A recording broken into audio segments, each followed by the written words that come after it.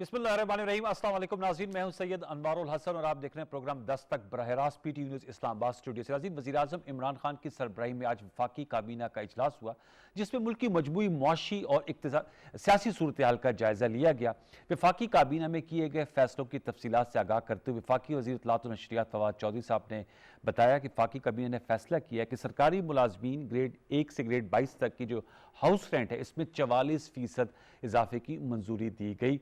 उन्होंने बताया कि अगले इंतखाबात जो आइंदा इंतखाबात होंगे, इससे कबल मरदमशुमारी की जाएगी और नई हल्का बंदियाँ की जाएगी और इलेक्ट्रॉनिक वोटिंग के ज़रिए ये इंतखाबात करवाए जाएंगे। और उन्होंने बताया कि वफाकी काबीना को बताया गया कि 18 माह में मरदमशुमारी का जो अमल है उस पर टेक्नोलॉजी का इस्तेमाल भी होगा, उसे मुकम्मल कर लिया जाएगा। साथ में उन्होंने प्रेस कॉन्फ्रेंस में अपोजिशन को दावत दी कि इंतखाबी इस्लाहात के हवाले से इसका हिस्सा बने। और खुशाइंद खबर यह भी है कि आज कौमी असम्बली के स्पीकर असद कैसर साहब की सरबराही में हुकूमती और अपोजिशन अरकान का इजलास भी हुआ, जिसमें इंतखाबी इस्लाहात के हवाले से जो बातचीत है उसको आगे बढ़ाने के लिए पार्लिमानी कमेटी तश्कील देने पर इत्तेफाक का इजहार किया गया।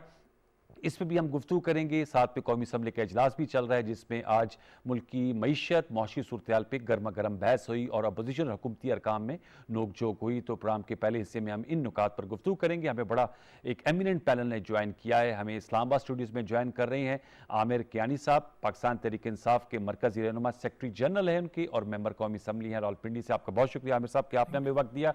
हमारे साथ टेलीफोन लाइन पर मौजूद हैं कमर जमान कायरा साहब, सीनियर पॉलिटिशियन है, पाकिस्तान पीपल्स पार्टी के मरकजी रहनुमा, farmer federal minister for information broadcasting join कर रहे हैं। और अहमद बिलाल महबूब साहब ने हमें स्काइप पर ज्वाइन किया है। आप तजियाकार हैं और पिल डेट के सरबराह, आपका भी बहुत शुक्रिया।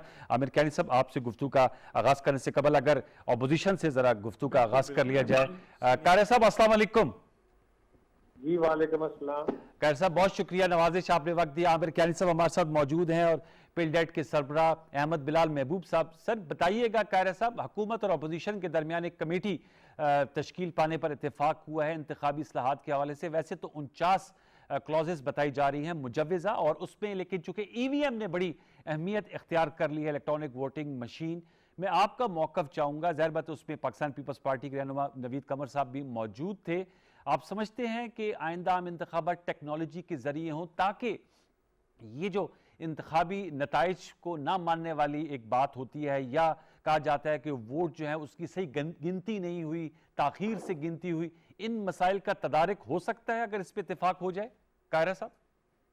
अनवार, मैं क्योंकि पार्लियामान का मेंबर नहीं हूँ, मुझे नहीं पता वो कौन सी कमेटी बनाई गई है और कौन सा प्रोसेस है। ज्यादा बेहतर होता अगर आप पार्लिमानी पार्टी के किसी मेंबर को लेते, वो आपको करंट अपडेट दे सकता। मेरे पास इस वक्त वहां की अपडेट नहीं है। लेकिन मैं आपको जनरली ये बात कह सकता हूं कि हुकूमत वक्त ने जो एक मशीन के जरिए या इलेक्ट्रॉनिक गैजेट्स के जरिए इलेक्शन कराने का तस्वर है, इसको इतना वजह नज़ार बना दिया। इसकी हिस्ट्री यह है कि 2010 में, और अहमद बिलाल महबूब तक सबसे अहम आदमी है, वो ज्यादा बेहतर इस पर रोशनी डाल सकते हैं। ये वो थिंक टैंक हैं जो पाकिस्तान के अंदर और दुनिया भर में होने वाले इलेक्शंस को मॉनिटर करते हैं, इलेक्टोरल प्रैक्टिसेस को मॉनिटर करते हैं, पार्लिमानी एंड असेंबली की प्रैक्टिसेस को मॉनिटर करते हैं, और फिर वहां पे एक थिंक टैंक के तौर पे एडवाइजेस देते हैं, एजुकेशन देते हैं लोगों को, ये मेंबरान है। अब सवाल ये है कि हुकूमत ने ये कहा कि जी हमने एक मशीन बनाई है जी। फवाद चौधरी साहब वजीर साइंस एंड टेक्नोलॉजी थे, मुकाबला था वजारतों में, उन्होंने कहा जी हमने मशीन बना ली है और अब इस मशीन के जरिए इलेक्शन होगा और मशीन कमाल की है और उसमें ये इसकी डेमोन्स्ट्रेशन दे देते हैं। वजारत तब्दील हो गई, लेकिन उसके दौर में ही जब कमीशन ने एतराज किया तो आपको याद होगा उन्होंने फरमाया कि ये इलेक्शन कमीशन कौन होता है, हमें बताने वाला कि ये काम ठीक है या गलत है, या ये सही चल सकता है, इसके रिजल्ट बेहतर होंगे या नहीं। हम जो कानून बनाएंगे इलेक्शन कमीशन का काम उस कानून पे अमल करना है। कानून तो पार्लियामेंट ने बनाने हैं जी, लेकिन तजावीज जो हैं या प्रैक्टिसेस जो हैं वो इलेक्शन कमीशन ने देनी है, क्योंकि इलेक्शन कमीशन जो है वो इस काम का मजाज अथॉरिटी है और कोई हुकूमत वक्त उसकी मजाज अथॉरिटी नहीं है। हुकूमत वक्त को और आइन जो कहता है कि इस मुल्क में वन मैन वन वोट के तहत, अडल्ट फ्रेंचाइज के तहत सीक्रेट बैलेट से इलेक्शन हो, वो बैलेट कैसा हो उसकी राय इलेक्शन कमीशन लेगा, सियासी जमातों से लेगा, किसी एक जमात से नहीं। हुकूमत से, बाकी जमातों से लेगा, वो थिंक टैंक से लेगा, वो पिलडैट से लेगा, वो फाफन से लेगा, और उनकी अपनी प्रैक्टिस है वर्ल्ड वाइड। फिर वो अपनी एबिलिटी देखेगा और फिर वो तजवीज देगा। उसके मुताबिक जो कानून साजी होगी वो पार्लिमान करेगी। उसके बाद इलेक्शन कमीशन फिर दोबारा दूसरे वजीर साहब आ गए तो मामला और आगे चला गया। वजीर आजम साहब इस पे कूद पड़े और उन्होंने कहा जी कि यही एक वाहिद कुलिया है जो इस मुल्क में फेयर एंड फ्री इलेक्शन कराने का, इसके अलावा तो कोई कुलिया है ही नहीं, ज्यादा यही होगा, यही मशीन होगी। उसकी डेमोन्स्ट्रेशन शुरू हो गई। अब बाद में नई नई कहानी आ गई कि नहीं जी मशीनें तो कारी साहब, वैसे आपकी कतक लाइव के लिए माजरत, इसकी डेमोन्स्ट्रेशन, इसका डेमो देखा है आपको? आपके पार्टी पार्लिमानी कोलीग्स ने बताया? मेरी अपनी हुकूमत में जब 2010 में हमने इलेक्टोरल रिफॉर्म्स किए, हमने इलेक्शन कमीशन को एम्पावर किया, वो सब कुछ किया, तो उस वक्त भी हमने ये ईवीएम का तस्वर, इसके ऊपर काम किया, एक प्रोटोटाइप बना और उसमें कुछ पोलिंग स्टेशनों पे इलेक्शन कराया भी गया, कुछ लोकल बॉडीज पे, लेकिन वो उसके ऊपर तसल्ली ना हो सकी। आज की इलेक्शन तो जो मशीन बनाने की बात हो रही है, ये वजह क्या है? अनोखे लाडलों की ख्वाहिश क्यों ऐसी हो गई है? मैं कह रहा हूं कि इलेक्शन कमीशन कह रहा है उस पर मोतरज है, पाफुन उस पर मोतरज है, अहमद बिलाल महमूद साहब उस पर मोतरज है, बाकी सारी जमातें उस पर मोतरज है। तो क्या एक जमात की ख्वाहिश के मुताबिक? आपका बड़ा एतराज किया कारी साहब, फिर मैं आमिर साहब को ओपन करूंगा। आपका एतराज किया पीपल्स पार्टी का इस पे? मेरा एतराज यह है कि इलेक्शन प्रोसेस किसी एक जमात यानी हुकूमत के ख्वाहिश के मुताबिक नहीं बन सकता। ओके, उसमें सारे स्टेक होल्डर हैं, जमातें छोटी हो या बड़ी, इलाकाई हो या कौमी, सबसे मुशावरत होगी, वर्ल्ड प्रैक्टिसेस देखी जाएंगी, अपनी एबिलिटीज देखी जाएंगी और इलेक्शन कमीशन अपनी कमजोरियां बताएगा या अपनी जरूरतें बताएगा, उसके मुताबिक आपने चीजें बनानी है। आप हुकूमत वक्त जो है वो अगर इस तरह कानून साजी बनाया करेगी और फिर इलेक्शन कमीशन ने अगर एतराज किए हैं तो उस पर इस तरह चढ़ दौड़ेगी कि प्रेस कॉन्फ्रेंस पे प्रेस कॉन्फ्रेंस, यानी वो फाशिज्म जो पहले आपने अदालतों के ऊपर, एक जज के ऊपर सारे जोर लगा दिए, पार्लियामान को बेतकरीर कर दिया, अपोजिशन को बेतकरीर करने की कोशिश की, अब मीडिया की जबान बंद करने की कोशिश की, अब इलेक्शन कमीशन को डिमोलिश करना चाहते हैं क्या? इस पे कारी साहब होगा जी मेरे साथ रहेगा। मैं आमिर कैनी साहब को ओपन करूंगा। आमिर साहब, आपने सारी बात सुन ली कारी साहब की, और तो काफी नाराज हैं कि आप लोग क्यों इसरार कर रहे हैं कि ईवीएम के थ्रू हो और एक हक जमात फैसला नहीं कर सकती। हमारे सीनियर रहनुमा हैं जो ज़ाहिर उनका अपना पॉइंट ऑफ व्यू है, लेकिन मुझे ये ज़रूर एहसास इनको होना चाहिए कि ये एक पार्लियामेंटेरियन भी हैं और एक सियासी, एक पुराने सियासी शख्सियत हैं। ये बात करना कि पार्लियामेंट का इलेक्शन कमीशन के ऊपर कोई इख्तियार नहीं है, वो कानून साजी नहीं कर सकता, इनकी गवर्नमेंट ने पूरे के पूरे अदारे और पूरे पूरे इंस्टीट्यूशंस सूबों के हवाले कर दी 18 अमेंडमेंट। तो फेयर इनफ, आपकी इख्तियार था, आपने किया। एक मशीन के लिए इस तरह फंस गए हैं जैसे कोई पता नहीं कीचड़ में फंस जाता है। लेकिन मेरा पॉइंट सिर्फ ये है कि इनका एहतराम भी है, लेकिन ये जो गुफ्तगू मैंने सुनी है इसमें तो वो ये चाह रहे हैं कि जो इलेक्शन कमीशन के वो पार्लियामेंट को मानना चाहिए। और वो लोग, अब हमने अगर इन्वाइट किया है तो हमने सबको इन्वाइट किया है, इनको भी इन्वाइट किया है, नून को भी इन्वाइट किया है, ये कोई जोर जबरदस्ती नहीं हो रही। लेकिन हम अपना एज ए गवर्नमेंट का काम है फेयर एंड फ्री इलेक्शन करवाना, गवर्नमेंट का भी काम है, सिर्फ एक इदारे का नहीं, उसको गाइड करना, उसके साथ एंगेज होना। आगे से वो इलेक्शन कमीशन के आप हालात देखें कि जिस तरह वो ऐसे रिएक्ट कर रहे हैं जैसे कि गवर्नमेंट वो हैं, पार्लियामेंट के हिस्सेदार वो हैं, हम एक इंस्टीट्यूशन छोटी मोटी जिससे उन्होंने ज़बरदस्ती करवाना है। मैं तो पार्लियामेंटेरियंस को भी कहता हूँ, कोई बात भी हो, ये सबसे मुकद्दम अदारा है, इसकी बात कोई वजन रखना चाहिए और हमें ज़ाती इन चीज़ों पर आकर अपने इस अदारे को डिग्रेड नहीं करना चाहिए। अगर ये कोई इतनी बड़ी बात तो नहीं है, ये तो यही कहा जा रहा है कि आप मशीनें जो हैं, और मशीनें की भी पाबंदी नहीं है कि आपने यही लेनी है। पॉइंट ये है कि ईवीएम इस्तेमाल करें। ईवीएम किसी मशीन के किसी टाइटल का नाम नहीं है, ये एक सिस्टम का नाम है। तो सिस्टम हम ये कह रहे हैं कि आप यूज़ करें, कोई भी हो सकता है, इसकी इंप्रूवमेंट्स हो सकती हैं, इसको अभी टाइम है इलेक्शनों में, अभी आप इसकी इंप्रूवमेंट कर सकते हैं। 2010 में कायरा साहब कह रहे थे एक पायलट प्रोजेक्ट किया उनके बहुत अच्छी बात है, बहुत अच्छी बात है। उसमें कुछ खामियां नजर आई। देखिए खामियां तो जिंदगी में आप जब सफर तय करना शुरू करेंगे खामियां आएंगी, हो सकता है इसमें भी हैं, लेकिन अभी टाइम है, हम मिलकर कलेक्टिवली विद कलेक्टिव विजडम हम आगे चलें और इसको यूज करें। ये टेक्नोलॉजी है, इसमें हमारी ख्वाहिशात की कहां से बात आ गई। हम चाहते हैं कि जो हर बार एतराज़ात रखते हैं वो किसी ना किसी जोर से, जो कि आजकल दुनिया में ज़ाहिर टेक्नोलॉजी लीड करती है, उसका फ़ायदा उठाएं और सबकी सेटिस्फेक्शन हो, ये तो बल्कि पॉजिटिव बात है। तो ये कहना कि जी वो इलेक्शन कमीशन की तजलील हो रही है, कह रहे हैं ऑपोजिशन की, पार्लियामेंट की, नहीं, मीडिया ऐसा की कुछ बात भी की, नहीं कायरा है, साहब कह रहे हैं। ऐसा कुछ भी नहीं है, ये ऐसा कुछ भी नहीं है। बात ये है मैं आ रहा हूं कायरा साहब आपके ये पास। बात ऐसी नहीं है। मैं- जब ऑपोजिशन में मैं आ रहा हूं सर आपके पास। जब अपोजिशन में होते हैं, जाहिर है मैं इनकी फीलिंग्स बिल्कुल अंडरस्टैंड करते हैं। क्या feelings है आपके ख्याल में? रिएक्शंस होते हैं, आप हर चीज को नेगेटिवली देखते हैं। मैं कायरा साहब की एक्सक्लूसिवली बात नहीं कर रहा, लेकिन आप रिएक्ट करते हैं, ये नेचुरल है कि आपके ऊपर प्रेशर्स होते हैं। गवर्नमेंट अपने, जाहिर है गवर्नमेंट दी लोगों ने इसलिए दी जाती है कि आप उसके एग्जीक्यूट कर सकें। अब जो अपोजिशन में होता है वो जाहिर है शोर भी होती है, हंगामा भी होता है, उनको हर बात अच्छी भी हो तो बुरी लगती है। अगर वो रजिस्टर ना करें तो वो क्या करें? तो ऑब्वियसली तो ये बात नेचुरल है। ये कायर साहब आप कुछ कहना चाह रहे हैं, फिर मैं अहमद साहब के पास भी जाऊं। मैं ये गुजारिश कर रहा था कि पहली बात तो ये है कि हमने 18वीं तरमीम के जरिए सूबों के हवाले किए महकमे, जी। लेकिन वो पार्लिमान के इत्तेफाक राय से था, कसरत राय से नहीं था। कोई एक फर्द भी उसके खिलाफ नहीं था। दूसरी बात, कोई जमात उसके खिलाफ नहीं थी, सबकी मुशावरत से, कई महीनों की मुशावरत से हुआ, जी, जी। सबके इनपुट से। दूसरी बात यह है कि इलेक्शन कमीशन ऑटोनोमस बॉडी है, वो इलेक्शन कराने का मजाज है। हुकूमत वक्त इलेक्टोरल रिफॉर्म्स करने की मजाज नहीं है। इलेक्टोरल सर रिफॉर्म ये 2017 में जो इलेक्टोरल रिफॉर्म्स हुए थे कायरा ये साहब, तो नया भी इंडिपेंडेंट बॉडी सर है, वो constitutional 2017 body में जो इलेक्टोरल रिफॉर्म्स हुए थे वो भी पार्लियामेंट से हुए थे ना सर? नहीं नहीं नहीं नहीं नहीं, एक फर्क देखे ना, जी। मूव कहां से होगा? रेलवे का काम हो तो क्या वो साइंस एंड टेक्नोलॉजी की वजारत समरी मूव करेगी? अगर लॉ एंड जस्टिस का काम हो तो क्या इंफॉर्मेशन वाले समरी मूव करेंगे? हर वजारत, हर महकमा, हर चीज अपनी एक्सपर्टीज के मुताबिक। अगर कल सुप्रीम कोर्ट के लिए कुछ कानून बने, लॉ रिफॉर्म्स होनी है तो ठीक। पार्लियामेंट ने करनी है। देखिए, Decision ये- कहां से आएगी?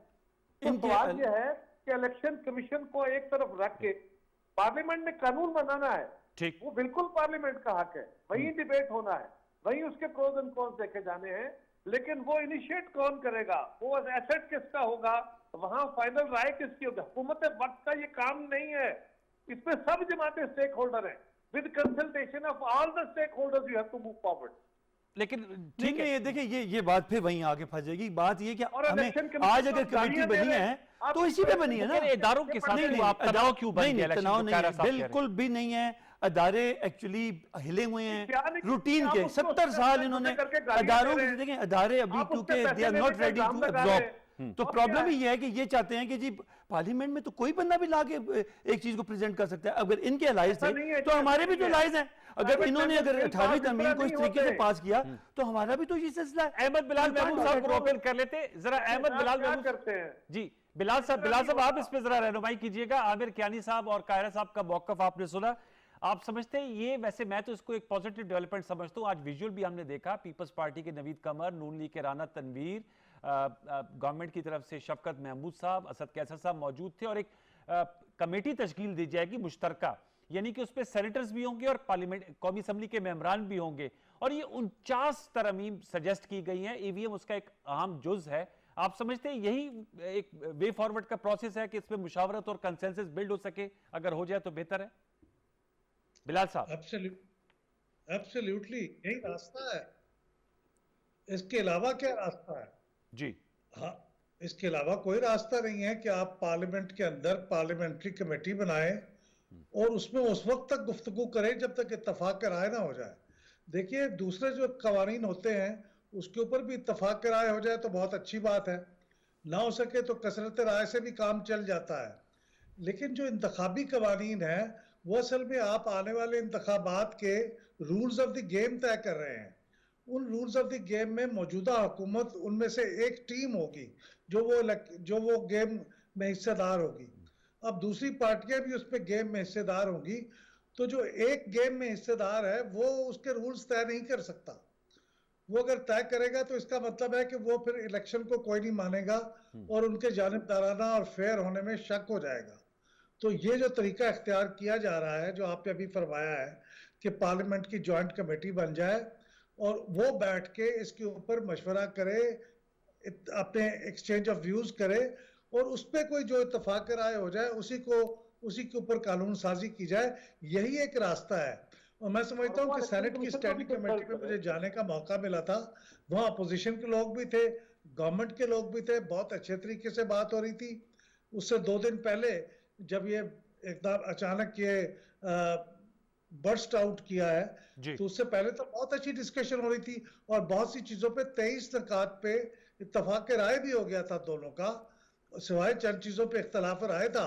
वो इख्तलाफ राय रहता, उसके ऊपर आप गुफ्तगू करते और जारी रखते, लेकिन जो इत्तफाक राय हो गया था उसको पास कर लेते। तो मेरे ख्याल में आपका सवाल का जवाब यह है कि इसके अलावा कोई चारा नहीं है, लेकिन ये बिल्कुल नाकाबिले कबूल है किसी के लिए भी, और मेरे ख्याल में वजीर आजम के लिए भी नाकाबिले कबूल होना चाहिए, पार्टी के लिए भी नाकाबिले कबूल होना चाहिए। जो जबान इस्तेमाल की जा रही है ये हमें अनारकी की तरफ ले जाएगी, बर्बाद कर देगी। हमने 77 में एक काम होते हुए देखा है, बर्बाद होते हुए। हम नहीं चाहते कि एक बार फिर हो। मेरे ख्याल में इस पे जरा नजरसानी फरमाए और गुफ्तगू पे ही करें, बैठ के इकट्ठे बैठ के गुफ्तगू करें। ये पार्लिमानी हमारे जो मुंतखब लोग हैं, इन्हीं से हमारी उम्मीदें हैं। हमने इनको मुंतखब कर इसलिए भेजा है कि हमारे बिहाफ पे फैसला करें।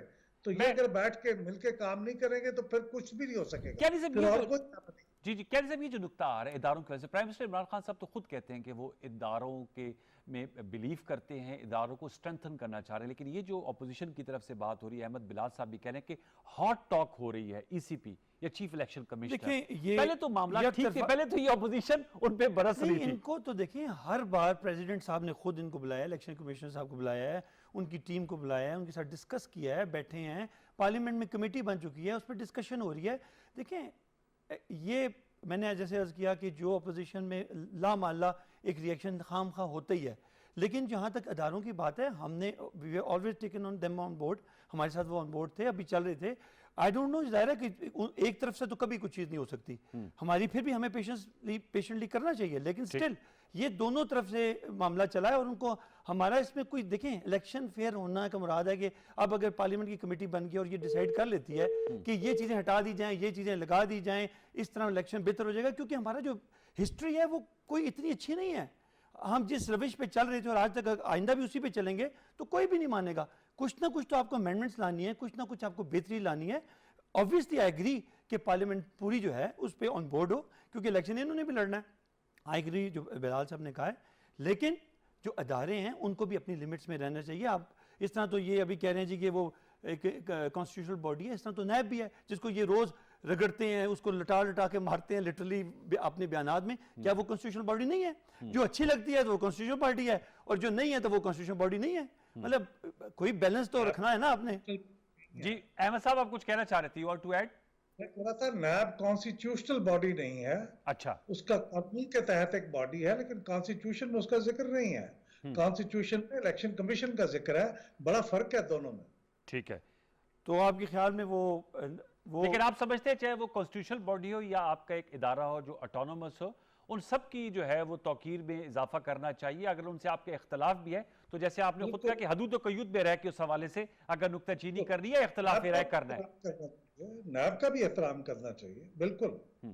अच्छा, ये मुझे बताया, कायरा साहब से दोबारा रब्ता करें, हमारा जरा रब्ता उनसे मुनक़ता हो गया। अहमद बिलाल महबूब साहब, कुछ आपकी भी मैं कायरा साहब के सामने सवाल रखना चाह रहा था, उम्मीद है अगर हमारा दोबारा रब्ता होता है। काउंटर प्रपोजल्स क्या आई हैं अपोजिशन की जानिब से अब तक? ज़ाहिर बात है ये कह रहे हैं कि हम चाहते हैं पार्लियामेंट में इसको डिबेट किया जाए और एक कंसेंसस बिल्ड हो, तब कानून साजी हो, जैसे 18वीं तरमीम की बात है। फिर इलेक्टोरल रिफॉर्म्स एक्ट भी आया था 2017, उसमें बहुत सी चीज़ें चेंज की गई थी। आपसे मैं जानना चाहूँगा, आपने भी बहुत सी मुशावरत में आप बैठे हैं, काउंटर प्रपोजल क्या है? क्या इसके लिए क्या मुतबादल हो सकता है इलेक्शन में शफाफियत लाने के हवाले से? देखिए, मेरे सामने जब कमेटी में डिस्कशन हो रही थी तो मैं तो बहुत माकूल बातें मैंने सुनी वहां पे, और उसके बारे में जो पीटीआई के जो भी दोस्त वहां बैठे हुए थे वो भी उससे कोई बहुत इख्तलाफ नहीं कर रहे थे। वो रास्ता ये था कि ये इंसिस्ट ना किया जाए कि एक ही हल्ले में, एक ही किस्त में ये 4 लाख इलेक्ट्रॉनिक वोटिंग मशीन्स को प्रोक्योर करके 2023 से पहले इनको डिप्लॉय कर दिया जाए। ये प्रैक्टिकल नहीं है, बगैर किसी तजुर्बे के। और पहला जो तजुर्बा हुआ है उसके ऊपर पार्लियामेंट में कोई बहस नहीं हुई। वो रिपोर्ट इनके पास शामिल हुई है, 2018 में पेश हो गई थी इलेक्शन कमीशन की रिपोर्ट पायलट प्रोजेक्ट्स के बारे में, उस पर कोई बहस नहीं की इन्होंने। तो अब उसके लिए अगर रास्ता आगे बढ़ना है तो ये कभी भी एक किस्त में नहीं हो पाएगा। ये 2 साल से कम मुद्दत में ना ये प्रोक्योर हो पाएंगी, ना इस पे ट्रेनिंग हो पाएगी, ना इसके लिए वो लॉजिस्टिक का अरेंजमेंट हो पाएगा। उसके लिए पायलट प्रोजेक्ट्स फिर भी करने पड़ेंगे नई मशीन के लिए। ये काम 2 साल में नहीं होने का।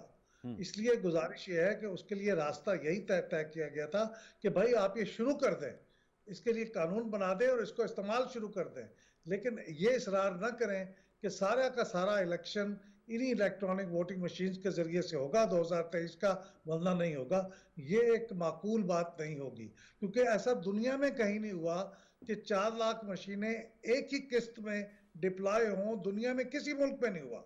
अच्छा, इंडिया में हुआ, 22 साल के अंदर ये काम हुआ। चले हम 22 साल की बात नहीं कर रहे, हम तो 2-4 साल की बात कर रहे हैं ना। ये लेकिन 2 वो साल इसमें में भी तो सर 11 साल हो गए ना। कायरा साहब अभी कह रहे थे अब उनका टेलीफोन ऑफ जा रहा है, वो 2010 अब 2021, इसको भी तो 11 साल तो हो गए ना सर। सर इसलिए कि इसके ऊपर कोई बहस नहीं की। 2018 की जो, अगर फर्ज करें 2018 की रिपोर्ट के ऊपर ये पार्लियामेंट बहस कर लेती और उसी वक्त तय कर देती कि अच्छा साहब अब हमने 2023 में जाना है, तो 5 साल मौजूद थे, उसमें तो मुमकिन था। अब 2020 के अक्टूबर में ये कानून लेके आ रहे हैं और उसके वक्त पास हो, अभी तक नहीं हो सका वो। तो अब आप ये तवक्को रखते हैं कि 2 साल से कम मुद्दत रह गई है। इसमें आपको पता है पेपरा के कवानीन के तहत जो प्रोक्योरमेंट का काम है वही कितना लंबा काम है। ये सर ये तो आप कह रहे हैं कैसे सिविल लिखें? मुद्दती नहीं, प्रोजेक्ट है नहीं जो सर, मैं आपकी गुफ्तगू वो सुन उनका के बिलाल साहब वो की। ज़ाहिर अपनी माशाल्लाह वो है। लेकिन देखिए ये बात जब सफर शुरू तो करें, मकसद ये है कि इलेक्शन कमीशन की वो कह रहा साहब बात करके हट गए। पॉइंट ये है कि वो जो सफर तय करना है, वो इलेक्शन करवाने हैं, वो इलेक्शन कमीशन ने करवाने हैं। हमारा रोना क्या है कि जो छोटे इलेक्शंस हैं, जो बाई इलेक्शंस हैं, एक्सपेरिमेंट ग्राउंड्स हैं, आप वहां पे जाएं, वहां पे करें। ये पुराना मसवदा 10 से चल रहा है, 18 में इसका देखिए, जब तक आपका वो महकमा जो आपकी इंस्टीट्यूशन है, जब तक वो इनिशिएटिव नहीं लेगी, क्योंकि प्रैक्टिकली कुछ कवानीन हैं जिनके तहत वो ऑपरेट करती है। हम तो जाके पार्लियामेंट्रियंस अपनी मशीनें लगा के तो ऑपरेट नहीं कर सकते। So that is the actual area जहां पे उन्होंने ऑपरेट करना है। अब बड़े बड़े इलेक्शन हो रहे हैं, बाई इलेक्शंस हो रहे हैं, इंस्टीट्यूशंस के इलेक्शन, कैंटोनमेंट के इलेक्शंस हुए, सब हुए हैं। लोकल बॉडीज के एक मशीन, वो कहते हैं ये देखें ये बहाने हैं। आप प्रैक्टिकल जब नहीं करेंगे तो फिर तो अगले 200 साल चाहिए आपको। अगर आप करेंगे तो हो सकता है 2 साल में ये सफर 3 साल में 4 साल में तय हो जाए। मसला हमारा ये एंगेजमेंट जो हो जाती है इलेक्शन कमीशन से, वो उनकी नॉन सीरियसनेस जो है टूवर्ड्स नॉट यूजिंग, ये उन्होंने ज़हन बना लिया है कि ये नहीं प्रैक्टिकल, ये नहीं चल सकती। उनका जवाब एक ही होता है कि देखें, जब आप यही सोच लें एक अदारे का जो इंचार्ज हैं या उनकी जो टीम है कि ये नहीं हो सकता, तो ये कैसे होगा? अब पार्लियामेंट का तो काम ये है कि कवानीन बनाए, पास करे और उनको उनसे कहे जनाब ये कवानीन है और ये हमारा कंप्यूटर्स हैं या मशीन्स हैं, व्हाटएवर दे आर, आप उनको दें, ईवीएम मशीन्स हैं, आप इन पे प्रैक्टिकल करें, आप इसको एब्जॉर्ब तो करें। आप कहते हैं नहीं जी नहीं, वो डब्बे लाएं, ये डब्बे इनके वजनी होंगे। आप अगर इनकी पॉइंट ऑफ व्यू पढ़ लेना, ये जो इलेक्शन कमीशन जो इतराज़ात मैं कहता हूँ आप मजाक है। हाँ, कुछ सीरियस किस्म के होंगे 10, 12, 20 में। आप 37 बना दिए हैं और ऐसे ऐसे मजाक अंगेज किस्म के उन्होंने बनाए हैं कि बंदा हैरान हो जाता है। They are not and they don't want to. अगर थोड़ा सा भी देखें हमें क्या प्रॉब्लम है। देखिए जिदबाजी है, ये एक पूरा एक बंदा हेड नहीं, पूरा एक सिस्टम है। देखें मैं एक पूरा एक सिस्टम है जो ये स्टेटस को है, हर जगह स्टेटस को है। ये कहते हैं बस ठीक है इस तरह ही काम चलता है, पैसे भी लग जाते हैं। देखें पैसे चलते हैं इलेक्शनों में, आप अगर चले जाएं हर बूथ पे इलेक्शन पे पैसे लगते हैं। आप उसको छोटे छोटे तो रूल आउट कर सकते हैं through electronic machines and this out. हर चीज पे पैसा चलता है। इवन वहां पे जो बंदे बैठे होते हैं जो कि डब्बे भी गायब हो जाते हैं, बाकी मामला भी होते हैं क्योंकि उनका डाटा नहीं होता। इलेक्ट्रॉनिक मशीन पे आपका डाटा होगा कम से कम। और दोनों कह रहे हैं, वो कहते हैं जी यहाँ एक पेपर पे भी होगा और इलेक्ट्रॉनिक भी होगा, पेपर ट्रेल भी होगा। तो ये देखें वो जो विलिंगनेस है ना, the will to do it is not there। ये प्रॉब्लम है। ये नुक्ता जो उठाया आमिर कियानी साहब ने, अहमद बिलाल साहब, चूंकि आपसे जानना चाहूंगा विल आपको नजर आई है इलेक्शन कमीशन में? ये कह रहे हैं कि विल नहीं नजर आ रही आमिर कियानी साहब को और पीटीआई की हुकूमत को, कि वो शायद उन्होंने जहन बना लिया है कि ये इलेक्ट्रॉनिकली इसको नहीं कराया जा सकता। और आज बात कर रहे थे फवाद चौधरी साहब कि ये एक तरह से कैलकुलेटर है, यानी कि जो डब्बा है उसको में इलेक्ट्रॉनिक एक आप डाल देंगे और वो एक उसका ये रोल है, इससे ज्यादा इसका कोई रोल नहीं है। अलवार साहब, ये इलेक्शन कमीशन को जिस गफलत का और जिस सुस्ती का इल्ज़ाम दे रहे हैं, देखिए, मैं तो हमेशा पार्लियामेंट के जी फ्रंट पार्लियामेंट हूँ और उनका एहतराम करता हूँ। उनके तमाम तरह एहतराम के साथ मैं अर्ज करूंगा कि इस मामले में तो गफलत पार्लियामेंट से हुई है। 2018 की रिपोर्ट पढ़ी है आपके सामने, आज तक आपने उसे पार्लियामेंट में डिबेट क्यों नहीं किया? आपने उसके ऊपर पार्लियामेंट में डिबेट करके फैसला करते तो इलेक्शन कमीशन आगे बढ़ने का काम शुरू करता। आपने ये काम 2020 के अक्टूबर में पेश किया है मुसवदा कानून, और पास अभी तक नहीं हुआ पार्लियामेंट से। इल्जाम जो काम आपने इलेक्शन कमीशन के जिम्मे लगाया था 2017 में, उन्होंने उसके 2 कॉन्स्टिट्यूएंसीज के अंदर बाकायदा बाई इलेक्शन करा के 100 मशीनें प्रोक्योर करके उसकी रिपोर्ट बना के हुकूमत को दी। हुकूमत ने पार्लियामेंट के सामने 15 दिन के अंदर लेकर दी थी, वो कर दी। हम अब पार्लियामेंट ने उसके ऊपर बहस एक बार भी नहीं की। अहमद साहब, आपके पास पे आता हूँ। हमें ज्वाइन किया पाकिस्तान मुस्लिम नवाज के सीनियर रहनुमा है मोहम्मद जुबैर साहब ने, आप तर्जुमान भी हैं मरियम नवाज साहब और नवाज शरीफ साहब के। जुबैर साहब अस्सलाम वालेकुम। जी अस्सलाम वालेकुम। जुबैर साहब बहुत शुक्रिया। आमिर कियानी साहब हमारे साथ मौजूद हैं। इससे कबल कमर जमान कायरा साहब थे। हम इंतखाबी इस्लाहात की बात कर रहे हैं। आपके दौरे इक़्तिदार में भी 2017 में इलेक्शन रिफॉर्म्स हुए थे। अब पार्लिमानी कमेटी की बात हुई है। आज मौजूद भी थे मुर्तज़ा जावेद अब्बासी और राना तनवीर साहब भी। एक मुश्तरका पार्लिमानी कमेटी बनाने पर इत्तेफाक हुआ है।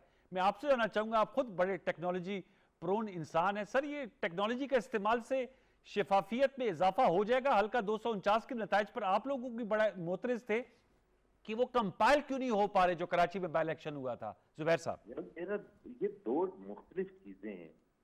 हम कंफ्यूज करते हैं कि जी एक चीज है कि आपका कोई मैनुअल सिस्टम हो और अगर कोई किसी को एतराज हो उस पर तो आप कहें कि ये टेक्नोलॉजी ले लें। टेक्नोलॉजी देने का मतलब ये होता है कि टेक्नोलॉजी में वो तमाम चीजें इंश्योर करनी होती है जो मैनुअल सिस्टम में इंश्योर करनी होती है। तो अगर मिसाल के तौर पर ये जो डस्का का इलेक्शन हुआ था जी, अगर हुकूमत वक्त उसकी रिपोर्ट लाने के लिए तैयार नहीं है इतने महीने, एक सिंपल सा क्वेश्चन था ना कि जी ये इलेक्शन कमीशन ने फोन किए रात के 3 बजे आईजी को और चीफ सेक्रेटरी को, कहा ना उन्होंने जी जी, क्या कहाँ है गवर्नमेंट का रिस्पॉन्स? तो आपने कहा नहीं जी वो बात ना करें, हम टेक्नोलॉजी आरटीएस भी टेक्नोलॉजी बेस्ड सिस्टम था ना, आरटीएस टेक्नोलॉजी थी ना, बैठ गया ये बिठा दिया क्या? टेक्नोलॉजी का मतलब ये थोड़ा होता है फुल प्रूफ। अगर फुल प्रूफ होता तो इंग्लैंड क्यों नो करता, फ्रांस क्यों नो करता, जर्मनी क्यों नो करता, स्वीडन क्यों नो करता? ये तमाम ममालिक में क्यों उसको ईवीएम को उठा के बात है?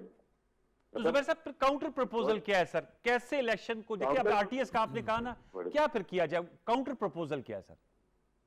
एक तो हम काउंटर प्रपोजल, अच्छा दूसरी बात ये होती है कि जब टेक्नोलॉजी आती है, सारी उम्र हमने देखा, मैं तो सबसे बड़ी टेक्नोलॉजी कंपनी में काम करता रहा, जी जी, आईबीएम कैरियर आईबीएम के साथ गुजरा था। जी जी, टेक्नोलॉजी जब आती है तो सबसे पहली चीज ये होती है कि क्या आपके पास रिसोर्सेज है, कैपेसिटी है उसको रन करने की। अगर कोई एक बैंक या फौज या एयरफोर्स का इदारा जो है वो उन्होंने टेक्नोलॉजी अपग्रेड करते रहे हैं, तो जब वो अपग्रेड करते हैं तो क्या उसके लिए रिसोर्सेज चाहिए होते हैं या नहीं चाहिए होते? और उसी एक्सपर्ट्स को रन करने के लिए चाहिए होते। आप भी कह रहे हैं कि यहाँ हजारों मशीनें आएंगी और डस्का से लेके और मुरीद के और सांगड़ और सब जगह पूरे, मुझे तो आज तक ये नहीं पता चल। अच्छा वो बैठ जाएंगी तो क्या होगा इलेक्शन के दिन? अच्छा ये जुबैर भाई, ये जरा मेरे साथ रहेगा। आमिर साहब वो कह रहे हैं अगर ईवीएम बैठ गई तो फिर क्या होगा? बैकअप प्लान क्या है? और आरटीएस का भी कह रहे हैं। ये तो नाम वाली बात है। देखिए मेरी बात सुने, अभी इन्होंने इलेक्शन की, आपने ईवीएम की बात की, ये इलेक्शन उधर डस्का पहुंच गए। प्रॉब्लम ये है इनका कि मैंने आपको गुजारिश की ना, मसला ये है कि they don't want to proceed, कोई आगे चलना ही नहीं चाहते। और ये कहते हैं जी ईवीएम मशीन, ये पैसे कहाँ से आएंगे? भाई ये गवर्नमेंट का काम होता है, पैसे प्रोवाइड करना गवर्नमेंट का। आखिर गवर्नमेंट जब ये इनिशिएटिव ले रही है तो पैसे कौन प्रोवाइड करेगा? ऑपोजिशन करेगी, ऑब्वियसली गवर्नमेंट करेगी। मतलब इनको इसकी फिक्र है कि इसके लिए पैसे कौन देगा। प्रॉब्लम ये नहीं है, प्रॉब्लम ये है ये 40 साल में आपस में इनका मामला चलता रहा और अभी ये चाहते हैं कि फेयर एंड फेयर इलेक्शन हो ही ना, और अभी तक और ये इल्ज़ाम लगाते रहे और काम चलता रहे। देखें बात ये होती है कि ये सारा जो मामला है, अगर ये इतने अर्सा रहे हैं, अगर वो बकौल उनके जी 10-12 साल भी लग जाते हैं, तो ये पार्टीज तो कोई एक 50 साल से, दूसरी को 35 साल से है, तब क्यों नहीं हुआ? ये एक्चुअली इंटेंशन ही नहीं है इनकी, ये इंटेंशन है ही नहीं। अब हमने अगर कहा तो इलेक्ट्रॉनिक मशीन क्या हमने उसको उसमें डाटा फीड करना है, वो तो सिंपल कैलकुलेटर वाली बात है, उसमें कोई डाटा फीड हो जाएगा, वहां से प्रिंटिंग हमारे फेवर में निकली शुरू हो जाएगी। ये सब के लिए है, क्योंकि आज तक हम सब राजी नहीं हो सके कि ये ईमानदारी से इलेक्शन हुए कि नहीं हुए, लगे रहते हैं, ये भी लगे रहते हैं, हम भी लगे रहते हैं। द पॉइंट इज जब तक वे फॉरवर्ड क्या है? Way forward, that's the point. Yes. आपने आगे चलना कैसे है? अब आपने कमेटी बनाई, अब हमने पार्लियामेंट में कमेटी बन गई, नून वाले भी इसमें आ गए, फिर पार्टी वाले भी आ गए, सारे आएंगे। वो अपना राय दें कि यार इसमें ये बेहतरी हो सकती है, बनिस्बत इसको पहले डिस्कार्ड कर दें, फिर इसको वो करके सारा इसका पोजीशन खराब कर दीजिए, ये नहीं हो सकता, उधर से इलेक्शन कमीशन के, और उसके बाद ये इसको ठीक करने की कोशिश करें। देखें पार्लियामेंट है और ये इनको इनवाइट भी किया है, ये उसमें आ भी गए हैं, बड़ी अच्छी बात है, वहां पे आके अपना पॉइंट ऑफ व्यू दें। वो सामने चीजें पड़ी हैं, कोई नुक्ते नहीं पसंद समझते हैं ये गलत ठीक कह है, रहे। ये नहीं चल सकता, तो चेंज कर दें। तो जुबैर कौन सी साहब, पाबंदी है? ये तो बड़ी अच्छी बात है कि मेरा अगर पूरी बात सुन लेते जी जी प्लीज प्लीज सर बताइए। जब टेक्नोलॉजी आती है ना, टेक्नोलॉजी एक सबसे ज्यादा इंपॉर्टेंट चीज होती है, हार्डवेयर होता है, सॉफ्टवेयर। जी जी जी और इस इंडस्ट्री में एक बड़ी इंपॉर्टेंट टेक्नोलॉजी होती है गार्बेज इन, गार्बेज आउट। अगर आपने कोई भी चीज को आप गार्बेज डालेंगे तो वही बाहर आएगा। जैसे आप प्रोग्राम करेंगे, अगर आप प्रोग्राम करते हैं हर चौथा वोट पीटीआई का निकले तो पीटीआई का निकलेगा, उल्टा लटक जाए कोई भी। क्वेश्चन ये है कि अगर हम ये जो हमारे कंसर्न है जी। उसको देखो ना, बड़ा सिंपल है, जो हुकूमत को डेमोन्स्ट्रेट करना है बहुत ही सिंपल है। अभी ये बैठे भी हैं, इनको चाहिए कि अपने लोगों को कहें कि ये जो हमारा इलेक्टोरल सिस्टम है वो क्या है, उसमें होता है कि मेरा राज का इंदराज है किसी कॉन्स्टिट्यूंसी में, किसी भी पोलिंग स्टेशन पर, तो हम जाते हैं वहां अपना नाम बताते हैं जी। हम जब हम अंदर जाते हैं तो प्रिसाइडिंग ऑफिसर हमारे से आईडी कार्ड मांगता है, आईडी कार्ड हम दिखाते हैं, सारे पोलिंग एजेंट्स को वेरीफाई करते हैं कि जी हाँ ये यही बंदा है, और हमें वो दे दिया जाता है वोट बैलेट पेपर तो हम इस्तेमाल करके बैलेट पेपर।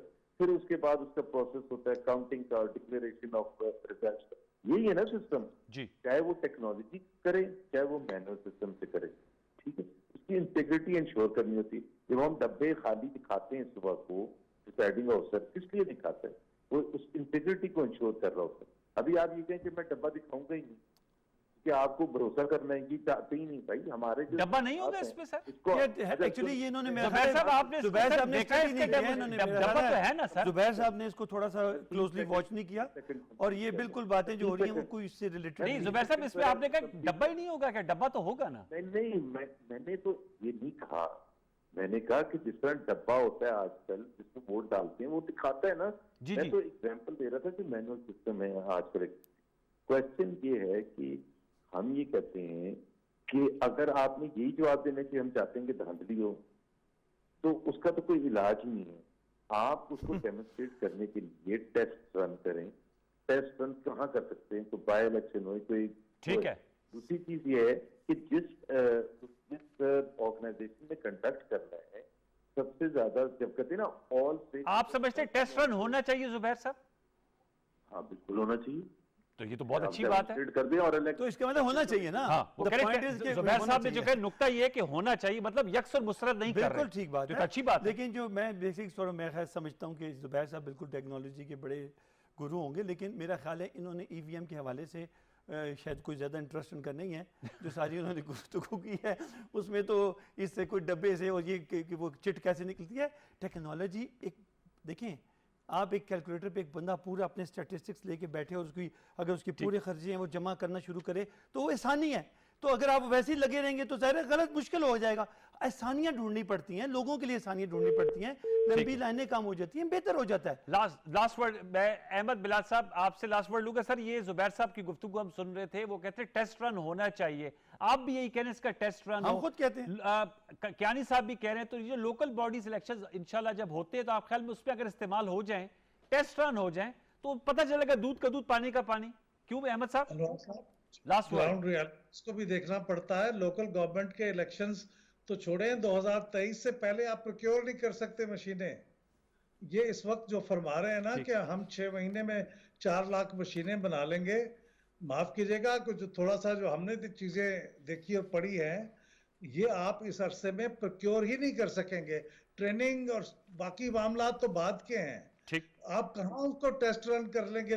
अब तो आपके पास 2 साल भी पूरे नहीं रह गए। इस बात का भी जरा ख्याल कीजिए कि क्या वो प्रोक्योर कर सकते हैं? इलेक्शन कमीशन अगर शोर मचाता है तो उसकी वजह यह है कि जब आप उसको जिम्मेदार ठहराते हैं तो वो कैलकुलेट करता है कि मुझे कितना टाइम टेंडरिंग में अभी तो स्पेसिफिकेशंस नहीं तय हुई, पहले उसकी स्पेसिफिकेशंस बनेंगी, फिर वो स्पेसिफिकेशंस के ऊपर टेंडर फ्लोट होगा इंटरनेशनल, प्रोसीजर जो आप कह रहे हैं वो देखा जाएगा, फिर वो मशीनें आएंगी, फिर उसके ऊपर टेस्ट रन होगा। तो उस वक्त टेस्ट रन होगा, उसके बाद इतना टाइम नहीं बचेगा।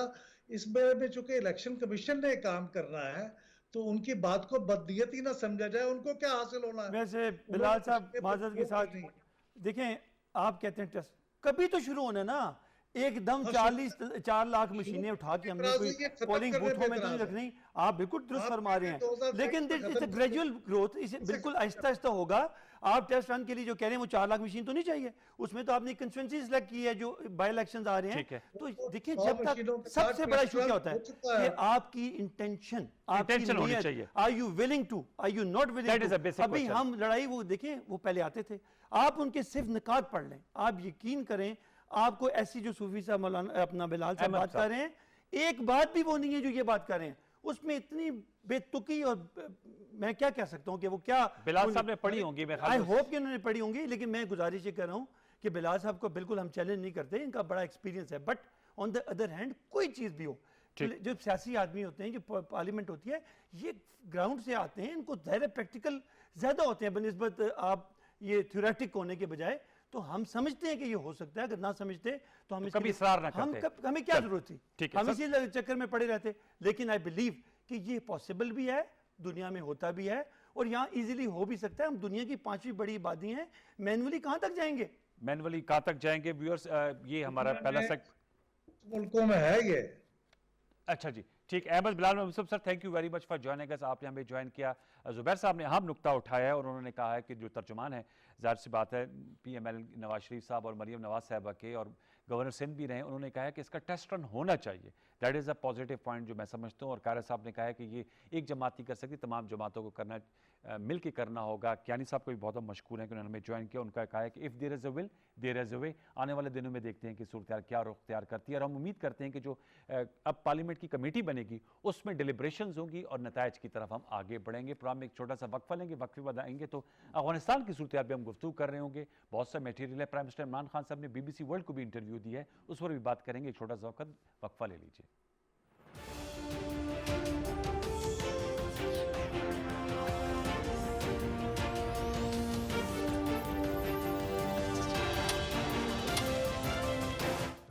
खैबर पख्तूनख्वा की कुल आबादी इस वक्त 4 करोड़ से जायद है, जिसमें हर साल 10 लाख अफराद का इजाफा हो जाता है।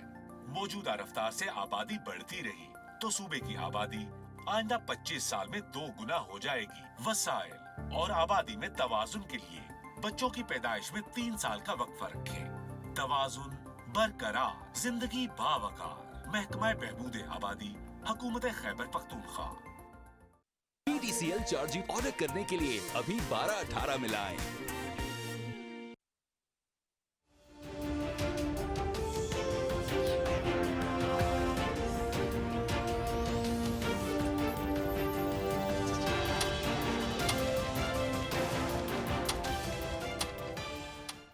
Welcome back viewers. हमें ज्वाइन किया है मेजर जनरल रिटायर्ड एजाज अमान साहब ने। नोटेड डिफेंस एनालिस्ट हैं, पॉलिटिकल एनालिस्ट हैं, और ऑब्वियसली आप ने दफ्तर एज ए हाई कमिश्नर भी सर्व किया हुआ है। एजाज साहब अस्सलाम वालेकुम सर, बहुत शुक्रिया। बहुत सा मटेरियल है, वक्त कम है, मैं इससे क्विक क्वेश्चंस करूंगा। अफगानिस्तान, आज नायब वज़ीर इत्तला ज़बीउल्लाह मुजाहिद साहब ने प्रेस कॉन्फ्रेंस भी की और उन्होंने जो अबूरी हुकूमत है, अबूरी काबीना, उसमें 11 अफराद का इजाफा किया है। और हमने देख रहे हैं कि उसमें पंजशेर से ताल्लुक़ रखने वाले जो साहब हैं उनको भी उन्होंने मिनिस्टर के तौर पर लगाया है। कोशिश की है कि मुख्तलिफ अक़वाम को जो अफगानिस्तान में बसते हैं उनको भी नुमाइंदगी दी जाए। मैं आपसे जानना चाहूँगा इस पर आप क्या कमेंट है। और प्राइम मिनिस्टर इमरान खान साहब ने BBC वर्ल्ड को इंटरव्यू देते हुए कहा है कि पाकिस्तान कबूलियत के हवाले से जो फैसला करेगा वो मिलकर करेगा, तमाम जो नेबर्स हैं उनके साथ मिलकर करेगा। Your take sir. जी यकीनन देखिए, ज़बीउल्लाह साहब का जो इंटरव्यू है इसमें बड़ी एक बात तो हमें समझनी चाहिए कि वो ब्रॉड बेस्ड कमेंट जिसका हर आदमी मुतालबा कर रहा है, पहली बात है तालिबान अफगानिस्तान एक एथनिक ग्रुप का नाम नहीं है, वो सिर्फ पश्तून नहीं है जी। उनके अंदर बाकी कौमियतें भी जो हैं, बाकी जो फैक्शंस हैं उनके, वो भी शामिल हैं। उसमें उज़्बेक्स भी हैं, हज़ारा भी हैं, ताजिक भी हैं, पश्तून भी हैं। एक तो ये है कि वो तालिबान के अंदर इनसे यकीनन हुकूमत में आएंगे और तमाम एथनिसिटीज को वो नुमाइंदगी देने को तैयार हैं और दे भी रहे हैं। इवन उन्होंने बाकी जो ब्रॉड बेस्ड गवर्नमेंट बनाने की बात की है, वो हर तरह की फ्लेक्सिबिलिटी दिखा रहे हैं, लेकिन हुकूमत को फॉर्मुलेट करने में वक्त लगेगा, जो इस वक्त अनफॉर्चुनेटली वेस्ट और बाकी ममालिक उन्हें देने को तैयार नहीं है। फिर उनके ऊपर जो मुआशी पाबंदियां लगा के उन्हें एक इकोनॉमिक स्क्वीज दिया जा रहा है, ये एक कोर्सिव टैक्टिक्स है। मैं समझता हूँ उनके साथ एक फ्लेक्सिबल रवैया होना चाहिए और उनको हुकूमत फॉर्म करने का एक मौका देना चाहिए और उनसे ये मुतालबा करना कि आप औरतों को नुमाइंदगी दें। यकीनन वो उनके हुकूक तो उन्हें दे रहे हैं, हुकूमत के अंदर नुमाइंदगी में ये एक, मैं समझता हूँ वहाँ की रिवायात, वहाँ की जो ट्रेडिशंस हैं और जो एथनिक स्ट्रक्चर है अफगानिस्तान का, उसके मुताबिक हुकूमत फैसला करेगी और इसका फैसला अफगान अवाम को करना चाहिए, न कि बैरूनी ममालिक को। लेकिन जैसे साहब उसमें आज ज़बीउल्लाह मुजाहिद साहब ने कहा कि वो बहुत जल्द खवातीन को भी नुमाइंदगी देंगे, तो इस पे अभी उनकी तरफ से वाज़े इनकार नहीं आया। यकीनन वो अकोमोडेटिव हैं, वो इनकार नहीं कर रहे और वो तमाम ग्रुप को इवन जेंडर्स को साथ लेके चलना चाहते हैं, लेकिन वेस्ट एक गैर मुनासिब, मैं समझता हूँ, दबाव डाल रहा है उनके ऊपर जो जस्टिफाइड नहीं है। और जहां तक पाकिस्तान प्राइम मिनिस्टर का रिकग्निशन की बात है, वो एक बड़ी वाज़ेह हकीकत है कि जब उनको सिर्फ 3 ममालिक ने रिकग्नाइज किया था, सऊदी अरेबिया ने, पाकिस्तान ने और यूएई ने, और बाकी दुनिया ने रिकग्नाइज नहीं किया था, तो वो एक अनकंफर्टेबल सिचुएशन इन 3 ममालिक के लिए भी क्रिएट हो गई थी। लेकिन मैं समझता हूँ कि अब उनको दुनिया को एक हकीकत को मानना पड़ेगा कि तालिबान एक रियलिटी है, एक पॉलिटिको मिलिट्री फोर्स है जिनके साथ अमेरिका ने मुआहिदा किया है। उनसे कुछ जमानतें मांगी गई हैं कि आप अपनी सॉइल को इस्तेमाल नहीं होने देंगे, तो वो इन तमाम तवक्कुआत पर उसी वक्त पूरे उतर सकते हैं जब उनकी हुकूमत के हाथ मजबूत किए जाएं, उन्हें रिकग्नाइज किया जाए और उनके जो फ्रोजन एसेट्स हैं उनको रिलीज किया जाए, ताकि वो आवाम को इक़्तिदार पे हुकूमत भी कर सकें और लोगों की जो एस्पिरेशंस हैं उन पे भी पूरे उतर सकें। वरना अगर इस तरह की पाबंदियां लगाकर उनको दबाव में रखा गया, जिसे हम कहते हैं पुशिंग अगेंस्ट द वॉल, तो फिर मुल्क में बदअमनी हो सकती है और पाकिस्तान उसका शिकार सबसे ज्यादा होगा, क्योंकि हम सबसे बड़ा बॉर्डर उनके साथ शेयर करते हैं। तो मेरे ख्याल में उनको टाइम भी देना चाहिए और पाकिस्तान यकीनन रिकग्निशन का फैसला अपनी अहम जो रियलिटीज हैं उनको मद्देनजर रखते हुए और रीजनल कंट्रीज के साथ मिलकर ही को फैसला करे। अच्छा जनरल साहब, ये बताएगा, चूंकि यूएन का जो सेशन है जनरल असम्बली का 76वां, उसका भी आज आगाज हुआ है। आज इनॉग्रल सेशन था और president Joe Biden, US president ने भी उससे खिताब किया और मैं उनको कोट करूंगा। उन्होंने कहा कि we have ended 20 years of conflict in Afghanistan and we close this era of relentless war. We are opening a new era of relentless diplomacy. आप इसको किस तरह देखेंगे कि उन्होंने कहा कि रिलेटलेस डिप्लोमेसी की तरफ अब हम बढ़ेंगे और जो मिलिट्री मिस्टेक्स हुई हैं उनको नहीं दोहराया जाएगा? देखिए, मैं समझता हूं कि दुनिया में एक अफगानिस्तान से निकलने के बाद और 20 बरस की जंग का जो हतमी नतीजा निकला है, उससे एक चीज मुझे नजर आ रही है कि जो हार्ड फोर्स थी, जो उसका इस्तेमाल का जमाना गुजर गया है। अब सॉफ्ट पावर, हार्ड पावर की बजाय सॉफ्ट पावर का जमाना है। अब डिप्लोमेसी के जरिए, बगैर नफरत के सियासत के जरिए और कॉमन ग्रोथ जो है कौमों की, शेयर्ड ग्रोथ के जरिए ही हुकूमतें एक दूसरे के साथ ताउन करके आगे चल सकेंगी। और इसमें सबसे बड़ी रिस्पॉन्सिबिलिटी अमेरिका और चाइना के ऊपर आती है कि वो दुनिया को कॉन्फ्लिक्ट की तरफ ले जाना चाहते हैं या दुनिया में अमन के क़याम के लिए अपने वसाइल को इस्तेमाल करना चाहते हैं। तो डिप्लोमेसी ठीक है, लेकिन कोर्सिव डिप्लोमेसी नहीं होनी चाहिए जिस तरह की अभी अफगानिस्तान के साथ की जा रही है, मैं समझता हूं। सर एक और नुकता भी आपके सामने जरूर रखूंगा क्योंकि वो है तो खेल का मामला। न्यूजीलैंड और इंग्लैंड की टीमों ने पाकिस्तान आने से माजरत कर ली। आज कैबिनेट के इजलास के बाद फवाद चौधरी साहब कह रहे थे कि इस पर भी प्राइम मिनिस्टर साहब ने कहा कि हक़ाइक़ कौम के सामने रखे कि क्या वजह बनी कि उन्होंने दौरे से कमिट करके फिर पीछे वो हट गए और इसके ताने बाने जो एक नेगेटिव नेटवर्क है उसकी तरफ जाकर मिलते हैं। आप किस तरह देखते हैं ये मेयर एक सिक्योरिटी एडवाइजरी या अलर्ट को सामने रखकर पीछे हटी है, या आप समझते हैं कि ये भी इसके आलमी सियासत से और वो जो फेक न्यूज़ और हाइब्रिड वॉर कहते हैं उससे भी मामला जुड़ते हैं? मैं समझता हूँ उससे इसको अलग नहीं किया जा सकता, क्योंकि अगर आप ब्रिटिश हाई कमिश्नर की आज की स्टेटमेंट जो उन्होंने टेलीविजन पर दी है, अगर उसको सुने तो उन्होंने कहा मुझे कोई थ्रेट नजर नहीं आती, हमने किसी किस्म की कोई एडवाइजरी नहीं दी और कोई वार्निंग नहीं दी, और इलेक्शन कमीशन ऑफ ब्रिटेन का जो फैसला है टीम न भेजने का, उसकी वजह सिक्योरिटी नहीं है। तो अगर वो इतना दो टोक अल्फाज में ये बात कह रहे हैं तो ये क्रिकेट डिप्लोमेसी है। इसी की तरफ मैं इशारा कर रहा था कि जो बाइडेन साहब डिप्लोमेसी के एरा की तो बात कर रहे हैं, लेकिन वो डिप्लोमेसी कोऑर्सिव नहीं होनी चाहिए बल्कि कोऑपरेटिव नेचर की होनी चाहिए ताकि बाकी कौमों को साथ लेकर चला जा सके। टुवर्ड्स एंड सर, अफगानिस्तान में हालात आप किस तरह देख रहे हैं? सिचुएशन तो फ्लूइड है और प्राइम मिनिस्टर इमरान खान साहब ने भी कहा आज भी जब वो BBC वर्ल्ड को इंटरव्यू दे रहे थे कि पाकिस्तान और जो खित्ते के ममालिक हैं वो इंक्लूसिव गवर्नमेंट की बात कर रहे हैं, वो ह्यूमन राइट्स की बात कर रहे हैं, वो ये कह रहे हैं इंश्योर कराया जाए कि अफगानिस्तान की जो सरजमीन है वो टेररिज्म के लिए अब इस्तेमाल नहीं होगी। यू थिंक कि तालिबान की जो सेटअप है, जो अबूरी हुकूमत है, वो इन तमाम एक्सपेक्टेशंस को फुलफिल कर पाएगी? मैं समझता हूँ उनके अलावा और कोई कुव्वत है नहीं जो पूरी कर सके। आप अफगानों के एक कल्चर को समझें कि वो अपनी सरजमीन उन्होंने दुनिया की सबसे बड़ी ताकतवर कोalition को इस्तेमाल नहीं करने दी और रेजिस्ट किया है, तो ये कैसे हो सकता है कि इलाका अफगानों का हो, मुल्क अफगानिस्तान का हो और इसको कोई बगदाद बेस्ड या मिडल ईस्ट बेस्ड कोई दहशतगर्द ऑर्गेनाइजेशन इस जमीन को आजादी के साथ इस्तेमाल करे अफगानों की मर्जी के खिलाफ? तो अफगान ही वो वाहिद कुव्वत हैं जो इसको रोक सकते हैं। अगर उनके साथ ताउन किया जाए, उनके साथ मिलकर आगे बढ़ा जाए और अगर दुनिया उनको कॉर्नर में पुश भी करेगी तो वो जो 8 नेबरिंग कंट्रीज हैं उनके साथ मिलकर कंसोर्शियम बना लेंगे, मुल्क में अमन भी कायम कर लेंगे, अपने वसाइल भी पैदा कर लेंगे और दुनिया की किसी और कुव्वत को अपनी सरजमीन इस्तेमाल भी नहीं करने देंगे। तो मैं समझता हूँ अफगान तालिबान पर रिलाय करना और इस हुकूमत के हाथ मजबूत करना एक आलमी इखलाकी जिम्मेदारी बनती है जिसको अभी पूरा करना चाहिए। बहुत बहुत शुक्रिया मेजर रिटायर्ड एजाज अवान साहब, आपने बड़ा खूबसूरत तज्जिया दिया। व्यूअर्स, ये भी बहुत अहम मौजू है इसलिए हमने इसका अहाता किया। ज़ाहिर सी बात है नेक्स्ट डोर नेबर में जो हो रहा है, जिनसे 2600 किलोमीटर का हमारा बॉर्डर बनता है और एक तारीख़ और एक पस मंज़र भी है, हमारे लिए वहाँ के हालात और वाक़यात कलीदी अहमियत के हामिल हैं। ये आज का शो था।